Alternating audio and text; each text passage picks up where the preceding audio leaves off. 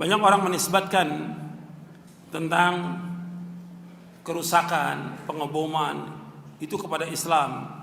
Apakah benar yang demikian dari Islam?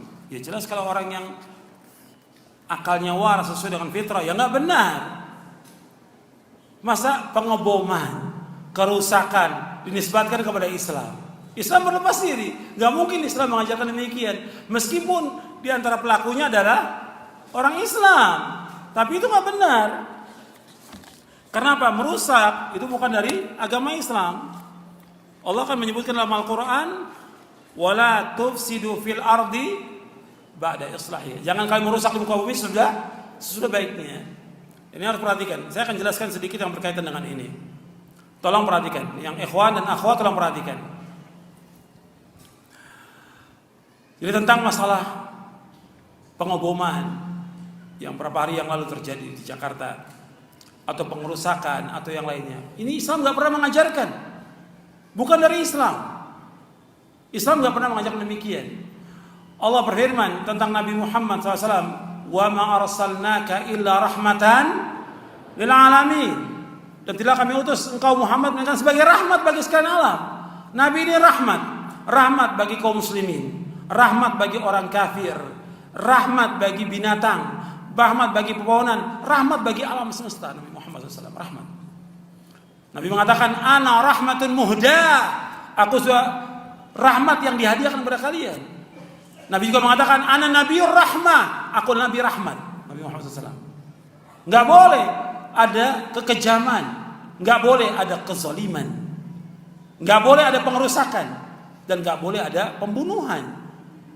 Pembunuhan ada ketika terjadi qisas atau peperangan yang terjadi antara kaum muslimin dengan kafirin di medan perang.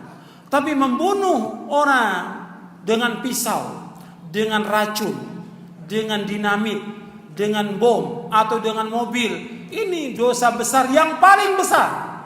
Dosa besar yang paling besar. Bahkan membunuh seorang mukmin itu hukumannya berat. Antum lihat di dalam surah An-Nisa, surah yang keempat ayat 93. Allah berfirman, "Wa man yaqtul mu'minan muta'ammidan fajaza'u jahannamu khalidan fiha wa ghadiba Allahu 'alaihi wa la'anahu wa 'adalahu 'adzaban 'azima." Wa man yaqtul mu'minan muta'ammidan, barang siapa membunuh seorang mukmin dengan sengaja. Barang siapa membunuh seorang mukmin dengan sengaja, fajazau jahannam, maka balasan neraka jahannam. Yang pertama jahannam, khalidan fiha, kekal dalam sana. Wa ghadiballahu alaihi, Allah murka kepadanya. Yang ketiga, wa la'anahu, Allah laknat dia, wa adalu adzaban 'azima, Allah berikan azab yang pedih. Surah An-Nisa ayat 93. Jadi barang siapa yang membunuh seorang mukmin dengan sengaja, maka balasannya neraka jahannam, kekal di dalamnya. Yang kedua. Yang ketiga, Allah murka kepadanya. Yang keempat, Allah laknat. Yang kelima, Allah sediakan azab yang pedih. Makanya orang yang membunuh orang lain hukumannya berat. Di dunia berat, dihukum bunuh, qisas, kemudian juga di alam barzah, dan nanti di hari kiamat. Makanya hukuman antara manusia dengan manusia yang pertama kali dihisab masalah darah. Hubungan antara manusia dengan Allah pertama kali masalah salat. Kata Nabi, awwalu ma yuqda bainan nasi fid dima, akhrajahul Bukhari wa Muslim. Yang pertama kali dihukum di antara manusia masalah darah. Sampai nanti ada orang yang pernah dibunuh mengatakan di hari kiamat dalam keadaan kepalanya penuh dengan darah, dipegang oleh yang membunuh itu. Ya Allah, kata dia, tanyakan ya Allah kepada orang itu. Tanyakan kepada dia, kenapa saya dibunuh ya Allah? Dengan sebab apa saya dibunuh? Itu berat bagi orang itu, akan disiksa dengan berat di dalam neraka.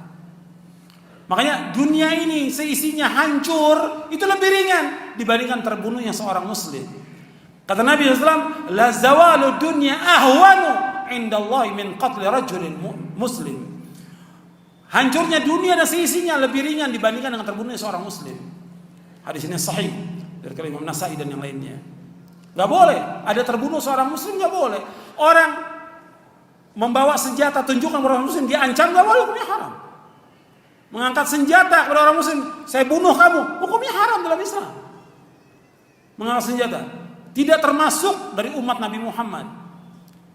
Laisa minna man hamala sila, tidak termasuk golongan kami orang yang mengangkat senjata kepada kami, kepada sama muslim. Enggak boleh. Bahkan orang bawa senjata pisau itu harus masukkan ke sarungnya. Enggak boleh tunjukkan kepada seorang muslim, enggak boleh. Itu perhatikan.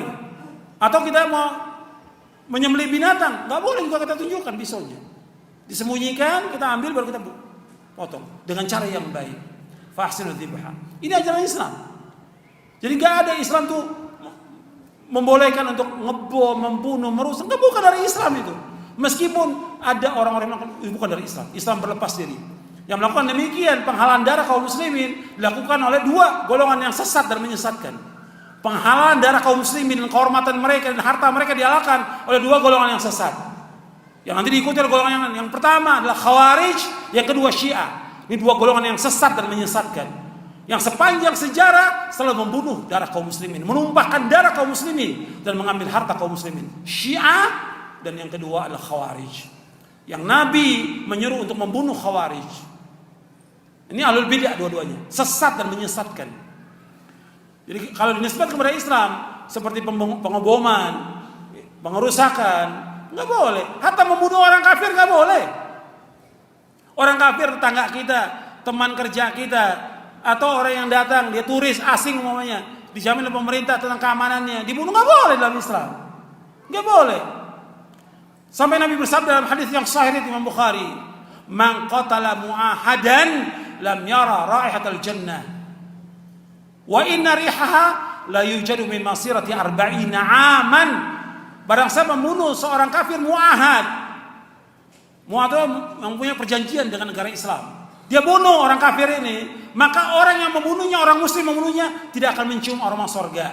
Sedangkan aroma sorga tercium sejauh perjalanan 40 tahun. Hadis sahih diriwayatkan oleh Imam Bukhari dalam sahihnya. Ini sahih. Dalam riwayat yang lain, dalam riwayat Nasai disebutkan, man qatala dhimmiyan, barang siapa membunuh seorang kafir dhimmi. Jadi hukumannya berat. Membunuh seorang muslim berat. Bahkan Nabi pernah melewati Ka'bah. Wahai Ka'bah, engkau baik dan aromamu juga baik, karena Ka'bah itu wangi. Dan engkau mulia, tapi ingat, darah seorang muslim lebih mulia dari engkau Ka'bah. Nabi mengatakan demikian sallallahu alaihi wasallam. Jadi Ka'bah itu mulia, tapi darah seorang muslim lebih mulia dari Ka'bah yang mulia. Enggak boleh dibunuh, enggak boleh tumpahkan darah. Jadi Islam mengharamkan membunuh, menumpahkan darah kaum muslimin, hukumnya haram dalam Islam. Atau orang kafir, kecuali dalam peperangan antara kaum muslimin dengan kafirin di medan perang. Ini perhatikan yang seperti ini, sebab ini sudah fitnah disebutkan kepada Islam. Bahkan tuduhannya kepada Islam itu teroris. Enggak benar. Enggak benar. Mesti yang memulai kerusakan itu di muka bumi siapa? Itulah yang dikatakan teroris. Bukan Islam. Islam enggak pernah melakukan demikian.